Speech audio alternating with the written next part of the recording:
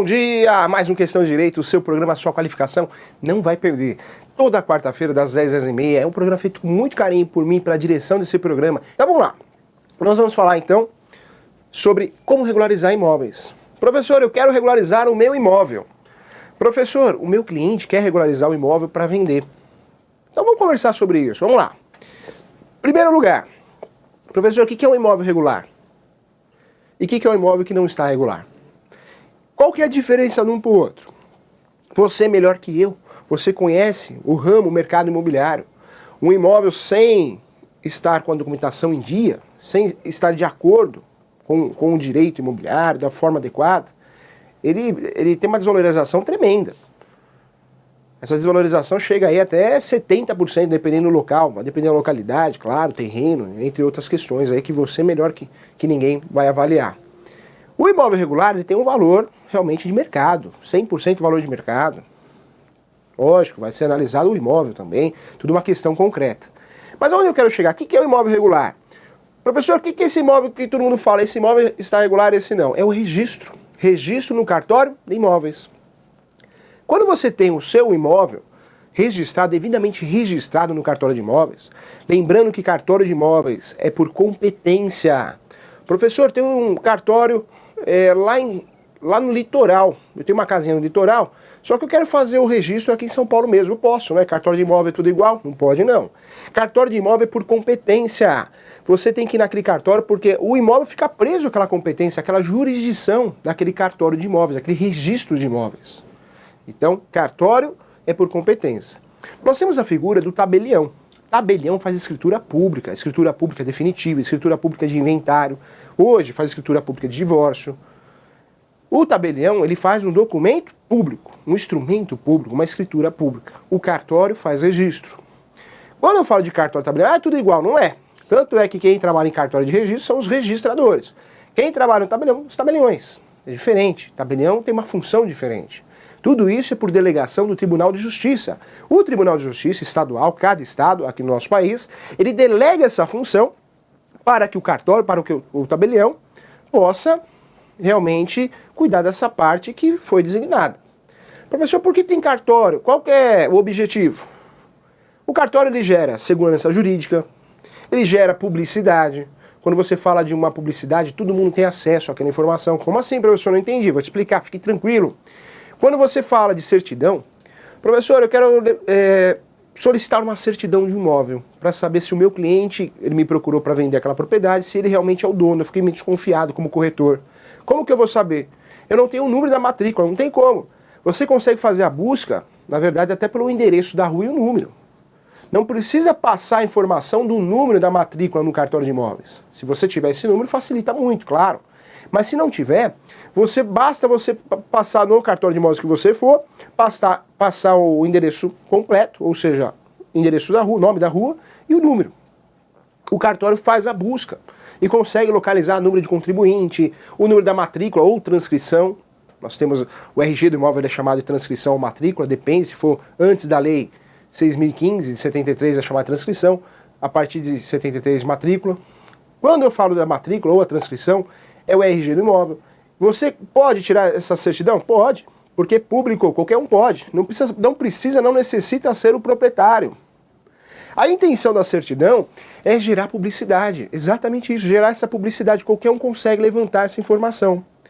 Tem um exemplo, há alguns anos, o sujeito chegou no professor e falou assim: professor, você é professor de direito imobiliário, você é advogado, eu queria uma ajuda. Eu falei: pois não. Olha, minha filha conheceu um sujeito, esse sujeito, aonde ele passa, ele fala que é dono. Eu sou dono daquela padaria, dentro do carro, ele fala para mim. Mas você é dono da padaria? É, a propriedade é minha, o imóvel é meu, tá alugado, tem muitos imóveis. Vou no Habib's, ó, esse imóvel aqui do Habib's é meu. O Habib's é seu? Não, eu aluguei pro Habib's. E ele começou a desconfiar, falou: esse sujeito é dono de tudo? Mas não é um presente ser dono de tudo isso. Será que ele é dono mesmo? Será que não está enganando a minha filha? O que ele fez? Qual a orientação o professor passou para ele? Esses imóveis que ele orientou, apontou como se fosse dono, ele fez um levantamento no cartório de imóveis. Pelo endereço, né, ou seja, pela avenida, pela rua, o número, e foi feito um levantamento. Ou seja, nenhum desses imóveis que ele alegava ser dono era dele, porque não constava isso no cartório de imóveis. Ah, professor, mas pode ser dono com contrato de gaveta. Aí tudo bem, pode até ser dono com contrato de gaveta. Mas será que seria muita coincidência todos esses imóveis que ele falou que era dono, que ele vivia de renda? Será que era muita coincidência todos esses imóveis, nenhum está no nome dele? Então é uma forma de você identificar. Isso aqui é um exemplo que eu trago em aula da publicidade. Você não precisa ser o proprietário para solicitar uma certidão. Você pode ser um interessado. O interessado, sem justificar o motivo, você vai preencher um requerimento e vai solicitar essa certidão no cartório, pedindo essa certidão de matrícula, conhecida também como certidão de propriedade. Nós temos a certidão também vintenária, que é a certidão que o intuito dela é localizar o quê? Na verdade, localizar os antigos proprietários daquele imóvel. Ou seja, ela vai chegar a 20 anos, vai ser anterior a 20 anos. Você quer saber a história desse imóvel, um exemplo disso. Então nós temos essa certidão também vintenária, temos a certidão de matrícula, a certidão de transcrição e tudo isso é certidão de propriedade. Olha que interessante, dentro de um cartório de imóveis, né? Dentro de um registro de imóveis. Em São Paulo nós temos 18 cartórios de imóveis. Então, tem o primeiro, o segundo cartório de imóveis, terceiro, oitavo e vai indo. Né? Então nós temos... Isso vai depender de região, de município para município, de estado para estado. Mas é importante sim, em qualquer transação imobiliária, você solicitar a certidão de matrícula, certidão de propriedade. Por quê? Essa certidão, ela gera publicidade. Vamos dizer que essa casa que você está negociando, esse imóvel está alugado e você não sabe. O proprietário não falou isso para você. Por que não falou isso para você? Porque esse inquilino já avisou o proprietário, não saio daqui, hein? Você pode vender o imóvel, mas eu não saio daqui. Ah, professor, tem o direito de preferência. Pronto. Nesse exemplo, o proprietário mandou uma notificação informando ao inquilino se ele quer comprar ou não, porque o inquilino ele tem o direito de preferência, não só o inquilino, mas os condôminos, né? No imóvel, em litígio, eles têm o direito de preferência da compra. Então, o proprietário não informou você que tem um sujeito morando nessa propriedade. E por que ele não informou? Não informou porque ia queimar a venda. Esse inquilino é encrenqueiro, esse inquilino já falou que não sai de lá. E como que você fica sabendo disso? Se você trabalhar com o registro e a averbação de forma adequada, você pega essa informação. Por quê? Foi gerada a publicidade. Como que eu faço isso? Contrato locação. O que é o ideal de um contrato de locação? E muita gente não faz, hein? O ideal quando eu faço uma locação é pegar esse contrato de locação e fazer a averbação na matrícula daquele imóvel. Por quê, professor? Porque esse inquilino vai ser resguardado em relação aos seus direitos de preferência na compra daquele imóvel se o proprietário quiser vender. Um costume do brasileiro é não levar a registro as informações. Ah, eu casei, tem que averbar na matrícula do imóvel que é seu. Ah, me divorciei, tem que fazer a averbação desse divórcio no imóvel que é seu, para você resguardar os direitos. Professor, por que fica tão caro no Brasil quando eu vou vender uma propriedade para regularizar? Porque muitas vezes, pelo princípio da anterioridade, ou seja, a gente tem que colocar todos os atos para regularizar aquele imóvel, se o sujeito casou, se divorciou e não averbou isso na matrícula, quando ele pede para regularizar esse imóvel, ele vai ter que averbar esse divórcio, essa separação. Então, como ele deixa de fazer, porque ninguém muitas vezes não quer gastar com registro, com escritura pública, eu sempre vou registrar através de uma escritura pública. Quando ele não quer fazer essa regularização, ele não pratica essa regularização com os atos que vão acontecendo na sua vida, vai ficando cada dia mais caro. Ah, professor, é caro fazer um registro de imóveis? É importante lembrar que nós temos tributos, é importante lembrar que nós temos que pagar a escritura pública e temos que pagar o registro. Então, com certeza, é um valor que o seu cliente vai gastar, ou você que está vendendo um imóvel, comprando, vai gastar. Mas é inevitável você fazer o registro para a sua segurança jurídica. Quando você registra, você gera uma segurança jurídica. O seu nome gera direito real. A propriedade é sua. Tem um ditado antigo, só é dono quem registra. Você já escutou falar esse ditado, né? Esse ditado antigo é verdadeiro. Quando você tem o registro da sua propriedade no cartório de imóveis competente, está tudo regular, você está protegido. Lógico, temos que tomar cuidado para não abandonar esse imóvel. Quando a gente abandona um imóvel que é nosso, hoje nós temos um princípio constitucional com a Constituição de 88, conhecida como Constituição Cidadã, que fala do princípio da função social da propriedade. Como assim, professor? Você largou a sua propriedade, 5, 6 anos, foi estudar nos Estados Unidos, foi estudar em outro estado, foi trabalhar em algum lugar, outro município e largou a propriedade. Se alguém invadir essa propriedade, Se conseguir provar com os requisitos lá da aula anterior, do programa anterior, posse mansa e pacífica, lapso temporal, além do lapso temporal, a vontade de ser dono inicial, e você não se defender nesse uso capião, pelo princípio da função social da propriedade, você pode perder. Como assim, professor? Você compra uma casa no litoral, primeiro ano você frequenta, segundo também, depois você enjoa. Não é assim? Casa de veraneio, casa no interior, você enjoa. Fica 5 anos sem ir. Quando você vai para ver como que está a propriedade, tem alguém morando lá e já distribuiu uma ação de uso capião. Vai depender de cada caso, claro. Nós temos uso capião de 5 anos, constitucional, tem o de 10, ordinário, tem o de 15. Então vai depender de cada caso. Você corre o risco de perder essa propriedade, porque você abandonou, você não está dando função social a ela. Função social da propriedade. Professor, o que é dar função social à propriedade? É morar nela? Isso, morar, ter comércio. A propriedade está aqui para ser usada, para gerar a função social da propriedade. Você tem que usar ela. Você tem que ou ter um comércio nessa propriedade, ou frequentar essa propriedade com constância. Olha que interessante. Então, cuidado. Professor, então como que eu faço? Eu tenho um imóvel, mas eu não estou usando. O que eu faço para me proteger? Para que ninguém ingresse com uma ação de uso capião? O fato é você ou alugar, contrato de locação, ou emprestar, comodato. Porque isso inibe o abandono da posse. Então, seria uma forma. Então, em primeiro lugar, nós temos o registro. Registro é o registro da propriedade, da matrícula, do seu nome na matrícula do imóvel, no RG, lá no cartório de imóveis. Em primeiro lugar. Professor, por que fica tão caro registrar? Porque tem que pagar a escritura pública, né, no tabelião. Eu pego a escritura pública no tabelião e vou fazer o registro no cartório de imóveis. Tem que pagar o registro também. E pago o tributo. Nós vamos ter uma aula de direito imobiliário aplicado, direito tributário aplicado ao direito imobiliário. Nós vamos entender tudo de tributos nessa fase de negociação. Fique tranquilo. Em relação a isso, quando eu não tenho registro, é porque eu comprei esse imóvel com um contrato de gaveta. Professor, e o contrato de gaveta, ele dá segurança? Cuidado. O contrato de gaveta, é importante lembrar que nós temos várias espécies de contrato, tudo chamado de contrato de gaveta. Nós temos cessão de direitos possessórios. Eu estou vendendo a posse, não a propriedade. Cessão de direitos possessórios. Ou instrumento particular de cessão de posse. Eu estou vendendo a posse. Posse é uma coisa, direito real. Ter o domínio é outra coisa. Conversamos sobre isso. Domínio é ter meu nome lá no cartório de imóveis, tudo bonitinho. Então, cessão de direito possessório. Existe aí no contrato de cessão de direitos hereditários. Ou seja, a família, os herdeiros não fizeram inventário por falta de condições, por falta de orientação e venderam o imóvel antes de ser feito o inventário. Nome do contrato, cessão de direitos hereditários. Temos aí no compromisso de compra e venda, que é o contrato que eu não levei a registro no cartório de imóveis. Você comprou minha propriedade, mas nós não levamos, não foi feita a transferência para o seu nome. Você é comprador, eu sou o vendedor. Porém, existe uma dívida no meio. Você tem que me pagar. Você parcelou o imóvel em seis parcelas. Ao final do pagamento, aí sim, está lá no contrato uma cláusula contratual que nós vamos levar esse contrato a registro. Contrato de compromisso e compra e venda. Compromisso, existe dívida. Professor, dá para averbar na matrícula esse contrato? Dá, excelente, já gera direito real. E aí, inclusive, nessa situação, quando você faz a averbação na matrícula, olha que interessante.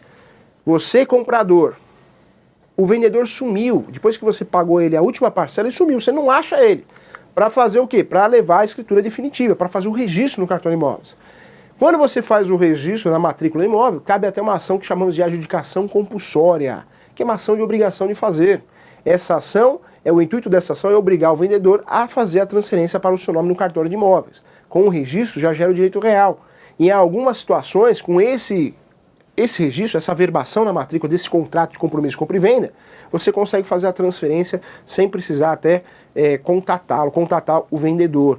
E aí vai depender de cada caso, deve ser analisado aí para que eu possa te explicar melhor. Mas olha que interessante, olha como é importante você fazer a averbação de um contrato na matrícula. O professor orienta a fazer. Já que é um contrato de gaveta, faz a averbação na matrícula, se esse imóvel tem matrícula. Temos imóveis que não tem matrícula, não está regular, ainda é transcrição, mas aí dá para você pagar lá a modificação de transcrição para matrícula e fazer a averbação. Isso é importante, gera segurança. E todos esses contratos que o professor falou, ele só deixou de falar de promessa de compra e venda, instrumento particular de promessa de compra e venda, onde você está comprando uma expectativa de direito, ou seja, você está comprando uma casa, um sobrado, um apartamento na planta, vai ser construído, uma fração ideal. O nome adequado desse contrato é promessa, porque vai ser construído, é compromisso, né? É dívida, promessa, vai ser construído. Cessão de posse, está vendendo a posse, não está vendendo o domínio. Cessão de direitos hereditários antes do inventário, após o inventário, é sinal que já regularizou, então você vai vender realmente o domínio e a posse. Olha como muda, olha como é complexa essa situação. Aquele sujeito que não tem condições de comprar vai cair na locação. Olha como as transações imobiliárias, quando a gente fala em transações imobiliárias, olha quantas legislações existem, olha que tipos de contratos diferentes. Olha como é importante você saber. Você de como fazer um contrato, não vai perder. Tá aí, você vai achar com facilidade no site da TV Cresce ou no YouTube também. Então, professor, o imóvel regular é o quê? Quando está no cartório de imóveis, devidamente regularizado, devidamente no seu nome, no nome do comprador. Matrícula é o RG do imóvel. Quando eu falo de registro, é registrar dentro dessa matrícula, o RG do imóvel. Matrícula 002 é o RG do imóvel. Você tem o seu RG, eu tenho o meu. A propriedade tem o RG também, que é a matrícula, tá? Então é importante. Professor, o que é escritura pública, hein? Escritura pública, o Código Civil, ele esclarece que acima de 30 salários mínimos, quando trata-se de bens imóveis, eu devo fazer por escritura pública. Professor, mas o contrato de gaveta ele é público? Não. Quando eu falo de um contrato de gaveta, ele é particular. Quem faz esse contrato de gaveta? O corretor, que está bem qualificado, tem que estar bem qualificado, hein? Tem que ser aquele corretor atuante, aquele corretor que realmente gosta do que faz, frequenta as palestras do CRES, assiste o programa Questão de Direito, está sempre fazendo um curso ou outro, oriento sim, você fazer uma parceria com um colega, um advogado. É importante, claro, um advogado que seja da área do direito imobiliário, porque aí realmente você vai estar resguardado, vai estar mais forte, vai ter uma segurança jurídica, vale a pena ter essa parceria. A escritura pública não é o contrato de gaveta, é um contrato chamado como instrumento particular. Escritura pública, quem faz, o único que pode fazer é o tabelião, o tabelionato que faz a escritura pública.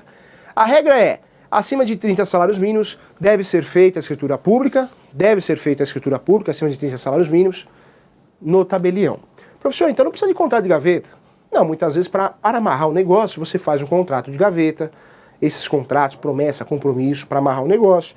Depois, ao final, você faz a escritura pública. Você faz um contrato de gaveta para amarrar o negócio, com uma cláusula penal, ou seja, uma cláusula de multa por falta de pagamento, resolvendo todas as questões contratuais, o objeto, as partes, qualificação, prazo de pagamento, condições, atualização, reajuste, tem que colocar lá no contrato, 2 testemunhas, é importante também. Esse contrato bem feito vai amarrar o negócio. Depois que o comprador quitou, o que pode ser feito? Foi feita a verbação, provavelmente no cartório de imóveis, isso deve ser feito. Aí faz uma escritura pública no tabelião e aí sim faz o registro. Então é uma forma assim de resguardar. Tem aquela questão também de proposta, aceite no ato de compra e venda. A proposta e o aceite já fecha a transação imobiliária, já gera direitos, né? Inclusive indenização pelo Código Civil. Se você, o comprador, desistir, o que acontece? Perde o sinal. Se o vendedor desistir, o que acontece? Devolve em dobro, né? A indenização do Código Civil. O adequado é sempre acima de 30 salários mínimos e hoje está muito caro um imóvel pelo Brasil, todo estado, todo município, na verdade isso aí, essa valorização acho que foi no Brasil inteiro. A maioria dos imóveis ultrapassa os 30 salários mínimos, então deve ser feito o registro para eu conseguir fazer o registro da escritura definitiva. A escritura definitiva é a compra e venda. Quando eu falo escritura definitiva, é a escritura pública de compra e venda. Ela tem que ser feita no tabelião para conseguir fazer o registro. Olha que interessante, olha que bacana. Então, professor, eu sempre vou ter que usar o tabelião? No caso de uma transação imobiliária acima de 30 salários mínimos, sempre. Pode fazer o contrato antes? Pode e deve, para amarrar o negócio. Aqueles contratos que realmente não vai pagar à vista para ocorrer a tradição, a compra e venda. Então você, antes de fazer escritura pública, é necessário fazer um instrumento particular. Amarra o negócio, faz a verbação na matrícula e resguarda todo mundo. Essa é a sua orientação. Professor, o corretor, o advogado que é do direito imobiliário, ele deve orientar o cliente a comprar um imóvel com contrato de gaveta? Humilde opinião do professor, não. Nós sabemos que o brasileiro tem essa mania de comprar com contrato de gaveta, mas não gera segurança jurídica, isso não é bom. Já pensou, você faz parte de uma transação imobiliária, contrato de gaveta, depois o vendedor, que vendeu para o seu cliente comprador, é processado, é executado por um processo de uma reclamação trabalhista, uma ação de cobrança. Já pensou esse seu cliente, comprador, perder esse imóvel? E perde. Precisa tomar muito cuidado com isso. Professor, mas o meu cliente comprou o imóvel com contrato de gaveta e agora quer regularizar. Qual que é a ação pertinente? Dá-lhe a ação de uso capião. Nós conversamos sobre isso, você está craque, você que vem acompanhar nosso programa. Então fique atento em relação a isso, tá? Cuidado, não vale a pena. Professor, e o inventário, hein? O inventário regulariza um imóvel? Depende. O inventário é a transmissão causa mortes, né? Ou seja, o de cujus, né, o de cujus, que é o falecido, ele deixou um espólio. Espólio é o conjunto de bens. Professor, como que eu vou regularizar isso? Qual que é a intenção do inventário? A intenção do inventário é pagar os devedores. Então, eu pago com o falecido, o patrimônio falecido, paga a dívida de todos, né, ou seja, se tiver dívida, paga todos os credores, na verdade, né, se ele for devedor, o termo adequado se ele for o credor, é o devedor, ele paga os devedores, o que sobrou, que pagou todo mundo, aí vai ser transmitido para os herdeiros. Então, é uma forma também de regularizar o imóvel. Mas fica a dica aqui. Tem inventário que eu costumo dizer em curso de prática, o professor dá muita aula de prática de curso de inventário e uso capião. Tem inventário que não tem fim, não é o caminho das pedras. Você pega um inventário que um dos herdeiros sumiu, está em local incerto não sabido. Você pega um inventário que muitas vezes tem menor. Você pega um inventário que muitas vezes tem litígio da família. Vale a pena, se tem a posse daquele imóvel, ingressar com uma ação de uso capião. Vai resolver de forma mais rápida, mais célere do que propriamente um inventário para regularizar esse imóvel. Tudo depende de cada caso, né? Precisa de uma análise realmente específica, uma análise concreta, porque é complexo. Costumo dizer que o imóvel, a regularização de imóvel, não é simplesmente você já falar na hora. Você tem que estudar. Você tem que levantar uma certidão de matrícula, ou seja, uma certidão de propriedade, tem que fazer um estudo prévio, para aí sim poder dar um parecer, porque realmente existem várias estratégias que o seu cliente vai gastar menos, e além de gastar menos, ele vai ter uma celeridade maior, vai ser mais rápido, então fica bem claro isso. Olha que interessante, então o inventário muitas vezes é uma forma de regularizar um imóvel, mas tem situação que mesmo você olha para o caso e fala assim, é inventário, mas não seria a forma adequada. Por quê? Porque um herdeiro mora longe, mora em outro país, está estudando fora, é menor, é incapaz, está em local incerto, não sabido, ou seja, esse inventário vai demorar muito, vai demorar 10 anos, sendo que em 5 anos você faz uma ação de uso capião e gera um título originário. Nós conversamos sobre isso. Nós temos duas formas de adquirir propriedade. Primeira forma, originária, uso capião. Segunda forma, derivada, ou seja, compra e venda. Duas formas de adquirir posse, originária e derivada. Então, muitas vezes, a melhor forma que tem é utilizar a ação de uso capião. Fique atento em relação a isso. Olha o que está aparecendo para você aí que está nos assistindo. Ó, ação de adjudicação compulsória. Professor, o que é essa ação então, hein? Dentro das ações que eu uso para regularizar um imóvel. Essa ação é obrigação de fazer. É aquela situação que o seu cliente, o comprador, pagou direitinho. Pagou parcelado, mas pagou de forma correta. O que foi combinado, ele acordou, ele cumpriu. E aí esse vendedor sumiu. Depois que ele recebeu a última parcela, sumiu. E ele assinou um contrato que ao final do pagamento, ele faria a transferência, faria a escritura pública de compra e venda definitiva e faria o devido registro no cartório de imóveis, que é a coisa adequada numa transação imobiliária. Só que ele sumiu. Professor, qual que é a ação adequada? A ação de adjudicação compulsória. É uma ação para obrigar quem? O vendedor ou o vendedor? Peraí, você não vendeu? Você não assinou um contrato de compromisso compra e venda? Então agora, já que eu te paguei, você tem a obrigação de fazer a escritura definitiva para que eu possa fazer o registro no cartório de imóveis definitivo e regularizar minha situação, a situação do imóvel. Olha que interessante. Então é uma ação muito utilizada também, essa adjudicação compulsória. Tem que tomar um certo cuidado. A adjudicação compulsória não pode ser uma história confusa. Tem a questão da averbação na matrícula, não é obrigatório, hoje não é obrigatório, fazer a averbação do contrato de compromisso de compra e venda na matrícula para ser um requisito dessa ação, então vai depender de cada caso, merece uma atenção especial, mas é mais uma ação que você tem. Professor, então quais são os instrumentos para regularizar um imóvel? Ação de uso capião, inventário e adjudicação compulsória. São 3 ações que eu falo que são os alicerces de uma regularização de imóvel de forma judicial. E temos a forma para regularizar um imóvel administrativa, que nada mais é que regularizar os registros, o sujeito se divorciou, o sujeito casou, você tem que fazer a averbação, a devida averbação nos imóveis desse sujeito, desse seu cliente, para regularizar esse imóvel, ok? Olha que interessante, olha que bacana. Chegou um grande momento que eu gosto muito, que é a questão X. Roda a vinheta!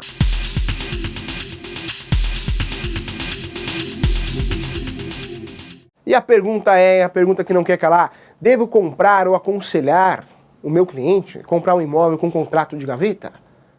Volta pro professor, eu estou falando com você, meu amigo corretor, minha amiga corretora, você que trabalha dia a dia com a transação imobiliária. Ah, professor, mas o imóvel não está regular, eu não vou perder esse negócio. Nós sabemos que os honorários do corretor realmente vêm de uma comissão. Então, quanto mais vender, melhor. Mas cuidado, Muitas vezes vale a pena você não ganhar aquela comissão, aqueles honorários, do que se meter numa enrascada, passar nervoso. Toma cuidado.